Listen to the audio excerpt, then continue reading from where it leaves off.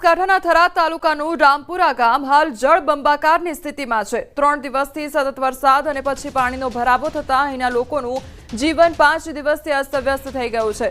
વરસાદ બંધ થયાને 24 કલાકથી વધુ સમય થઈ ગયો હોવા છતાં ગામના ખેતરો અને ઘરો હજુ પણ પાણીમાં ગરકાવ છે। ન્યૂઝ 18ની ટીમ રામપુરા ગામ પહોંચી જ્યાં જમીનની હકીકત જાણી। ટીવી સ્ક્રીન પર જોઈ શકો છો કે ચારે બાજુ પાણી જ પાણી છે। આ પરિસ્થિતિ અહીંના લોકોનું જીવન મુશ્કેલ બનાવી દીધું છે। ન્યૂઝ 18ની ટીમે ગામના સરપંચ ઓમપુરી ગોસ્વામીને લઈને ધનુબેનના ઘરે પહોંચ્યા ત્યારે તેમનો પરિવાર ઘરમાં ભરાયેલું પાણી બહાર કાઢવાનો પ્રયાસ કરી રહ્યો હતો। ધનુબેનના ઘર અને રસોડું પાણીમાં ગરકાવ થયું હતું।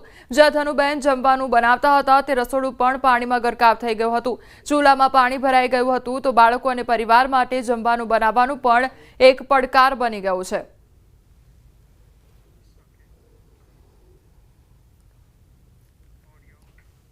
થરાદ તાલુકાના ગ્રામીણ વિસ્તારમાં અમે પહોંચ્યા છીએ। હાલ જુઓ, આ છે રસોડું કે જ્યાં જમવાનું બનાવતા હતા લોકો અને છેલ્લા રવિવારે જે ભારે વરસાદ પડ્યો અને તે બાદ આજે બુધવાર થયો છે છતાં પણ હાલત કેવી છે આ ઘરની? જ્યાં જુઓ ત્યાં પાણી છે, ચૂલામાં પાણી છે, લોકો અહીંયા પોતાનું જમવાનું બનાવી નથી શકતા અને જ્યાં નજર કરો ત્યાં પાણી જ પાણી જોવા મળી રહ્યું છે। વાત કરશું, શું નામ છે તમારું અને કેટલા દિવસથી આ પાણી ભરાયેલું છે? મારું નામ છે ભાઈ ધનુબેન। આજ 5 દિવસથી પાણીમાં બેઠી છું। ચૂલે રસોઈ થતી નથી। કોઈ માલ છે, મગજ છે, બધું એમને એમ રસોડા બીજો થતો છે નહીં અને માલને કોઈ સારો બીજો સારો હોય તો થતો નથી। હા, નુકસાનનો ભાઈ કોઈ ઘાટો નથી કરવામાં। કોઈ ખેતીમાં છે, ઘરે છે, ધોન ધૂન છે, બોરીઓ છે, થોડા ઘણું પડ્યું તો ઘરમાં એ પલળીને ના થઈ ગયું છે। હાલ જમવાનું ક્યાં બનાવું? જમવાનું ભાઈ બાજુવાળા ઘરે મારા દેવરનું ઘર છે, બીજી બાજુ છે, બીજા ખેતરમાં। કેટલા ઘરોમાં પાણી ભરાયેલા એમ ગામ? ભાઈ અને આગળ પાછા મારી જોડે 5-6 ઘર છે। જ્યારે વરસાદ આવ્યો ત્યારે કેટલા વરસાદ આવ્યો તો અહીંયા અને કેવી પરિસ્થિતિ હતી જ્યારે વરસાદ આવ્યો? પરિસ્થિતિ ભાઈ કોઈ કહેવાની વાત નથી। હવે શું કહેવું તમને કહો? અમે કોઈ બોલતો આવડતો નથી। આ જિંદગીમાં ભાળ્યું નથી। આ બીજી વારથી પાણી આવે છે આવું। શું માંગ છે સરકાર જોડે? હવે સરકારને જે ગમે એ ખરું ભાઈ। હવે અમે શું માંગી શકીએ? હા, જે તમને જશે એ હાલ દો ભાઈ, બીજું શું કરીએ?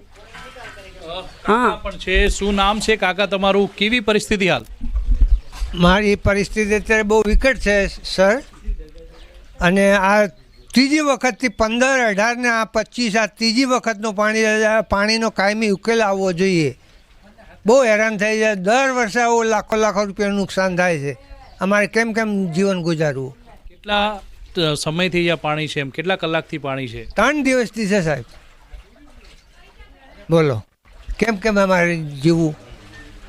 આ હાલ છે થરાદ તાલુકાના ગામના। આ માત્ર એક ગામના હાલ નથી પરંતુ જે ગામમાં જઈએ તે ગામમાં આ જ પરિસ્થિતિ જોવા મળી રહી છે। 3 દિવસ થઈ ગયા, લોકોના ઘરમાંથી હજી પાણી દૂર નથી થઈ રહ્યા। વરસાદ બંધ થઈ ગયો છે પરંતુ હજુ સુધી પાણી ભરાયેલા હોવાથી લોકો પીવાના પાણીની માંગ કરી રહ્યા છે, જમવાની માંગ કરી રહ્યા છે। બહુ જ લોકો અત્યારે મુશ્કેલીનો સામનો કરી રહ્યા છે। કિશોર તુવર, ન્યૂઝ 18 ગુજરાતી, થરાદ।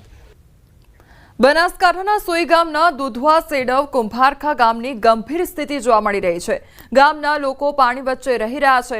આ મામલે ન્યૂઝ 18એ અહેવાલ પ્રસારિત કર્યો હતો। દુધવા સેડવ કુંભારખા ગામની ગંભીર પરિસ્થિતિનો અહેવાલ બતાવ્યા બાદ દુધવા ગામના પ્લોટ વિસ્તારમાં એસડીઆરએફની ટીમે બચાવ કામગીરી હાથ ધરી તેમજ ફૂડ પેકેટ પણ પહોંચાડ્યા। કપરી પરિસ્થિતિ વચ્ચે વાવના ધારાસભ્ય સ્વરૂપજી ઠાકોર પણ દોડી આવ્યા। સુઈ ગામ યુજીવીસીએલ દ્વારા ચાલુ પાણી વચ્ચે કામગીરી હાથ ધરી હતી।